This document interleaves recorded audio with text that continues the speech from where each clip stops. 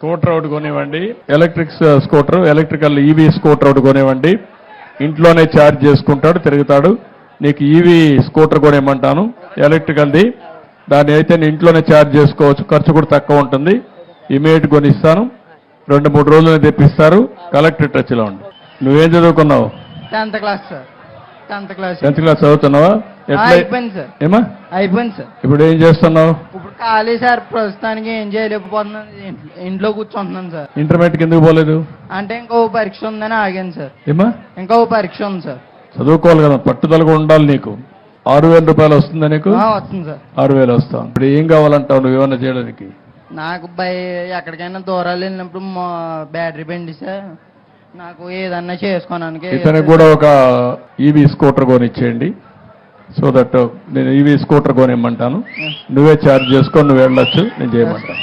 Intermediate pass కావాలి, బాగా చదువుకోవాలి, నువ్వు పైకి రావాలి. నీకు చదువుకోవడానికి ఏం కావాలి నేను చేస్తా.